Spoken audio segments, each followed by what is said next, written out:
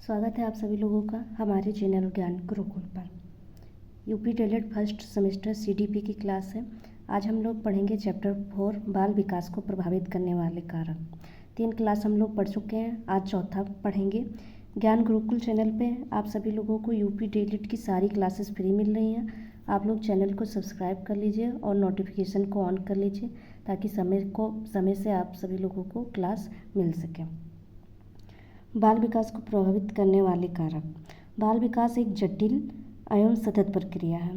जटिल मतलब कॉम्प्लेक्स, सतत प्रक्रिया मतलब जो लगातार चलती रहती है उसे सतत प्रक्रिया कहते हैं, जिस पर अनेक आंतरिक एवं बाह्य कारक का प्रभाव पड़ता है। आंतरिक जो इंटरनल कारक होते हैं, बाह्य जो एक्सटर्नल कारक होते हैं। ये कारक बच्चे के शारीरिक, मानसिक, भावनात्मक, सामाजिक तथा भाषिक विकास को प्रत्यक्ष या अप्रत्यक्ष रूप से प्रभावित करते हैं। प्रत्यक्ष मतलब डायरेक्ट, अप्रत्यक्ष मतलब इनडायरेक्ट रूप से। बाल विकास को प्रभावित करने वाले कारक जो हैं मुख्यतः 2 प्रकार के हैं। पहला आंतरिक, दूसरा बाह्य कारक। आंतरिक कारक जो है वो जैविक कारक है या बायोलॉजिकल कारक है। ये कारक बच्चे के शरीर और उसकी जैविक संरचना से संबंधित होते हैं। पहला जो है उसे आनुवंशिकता कहते हैं या हेरिडिटी कहते हैं। बच्चे को जो गुण या विशेषता, शारीरिक बनावट, बुद्धि, स्वभाव आदि माता पिता से प्राप्त होते हैं वह उसके विकास को प्रभावित करते हैं। हम लोग देखते हैं अगर किसी के मम्मी पापा लंबे हैं तो उनके बच्चे भी लंबे होंगे, अगर छोटे हैं तो उनके बच्चे भी छोटे होंगे। तो ये एक हेरिडिटी इसका कारण है। आयु एवं लिंग। विभिन्न आयु के चरणों में विकास की गति भिन्न भिन्न होती है। सामान्यतः लड़कियां लड़कों की अपेक्षा कुछ कार्यों में शीघ्र विकसित होती हैं। तो जो लिंग होता है वो भी विकास को प्रभावित करता है। अगर कोई लड़की है तो खिलौनों से खेलना पसंद करेगी, अगर कोई लड़का है तो वो गाड़ी या बंदूक से खेलना पसंद करेगा।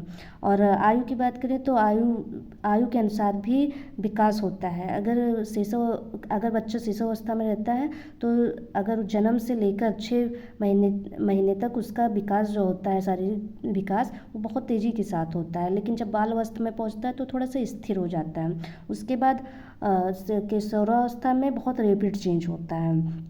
तीसरा है शारीरिक संरचना।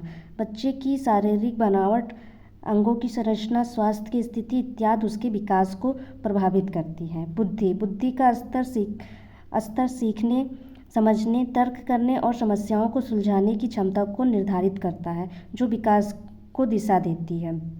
अगर बच्चे का बुद्धि का स्तर अगर अच्छा रहेगा और उसे समझने की, तर्क करने की, समस्या को सुलझाने की क्षमता का विकास होगा।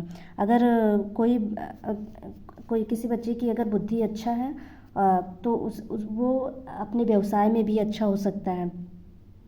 वो नई नई चीज़ों का खोज कर सकता है और नई नई चीज़ें सीख सकता है। उसके अंदर क्रिएटिविटी का भी विकास हो सकता है। तो बुद्धि भी बहुत विकास को प्रभावित करती है। दूसरा है स्वास्थ्य। अच्छा स्वास्थ्य विकास के लिए आवश्यक है। रोग, कुपोषण या शारीरिक कमजोरी विकास को बाधित करते हैं।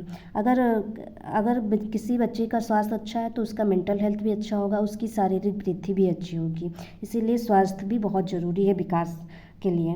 बाह्य कारक जो वातावरणीय कारक होते हैं, ये कारक बच्चे के प्रवेश, अनुकूलन और बाहरी परिस्थितियों से संबंधित होते हैं। पहला जो होता है परिवार। अगर बच्चा जन्म लेता है तो परिवार में आता है, इसीलिए परिवार का वातावरण अच्छा होना बहुत ज़रूरी है, क्योंकि सारी चीज़ें बच्चा जो होता है वो परिवार से सीखता है। परिवार का वातावरण, माता पिता का व्यवहार, प्रेम, सहयोग, अनुशासन और आर्थिक स्थिति बच्चे के संपूर्ण विकास को प्रभावित करती है। अगर देखिए किसी घर में अगर गाली गलौज होता है तो बच्चा गाली ही सीखेगा। अगर उसके यहाँ अच्छा व्यवहार होता है तो दूसरों के साथ अच्छा व्यवहार करेगा। इसीलिए परिवार का वातावरण अच्छा होना बहुत ज़रूरी है। दूसरा है परिवार का आकार। छोटे परिवार में बच्चे को अधिक ध्यान और संसाधन मिलते हैं, जिससे उसका विकास अच्छी प्रकार होता है।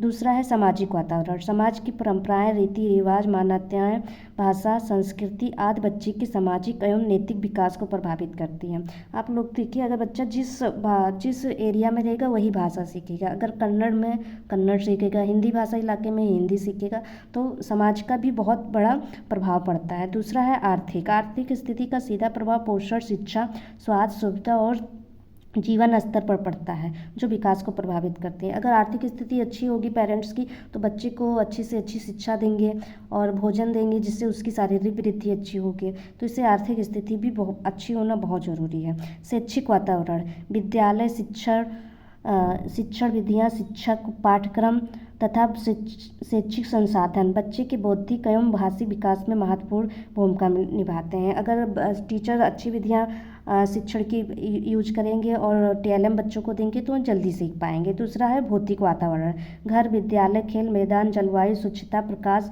वायु, ये सारी चीज़ें होती हैं जो भौतिक वातावरण होती हैं, जो विकास को प्रभावित करती हैं।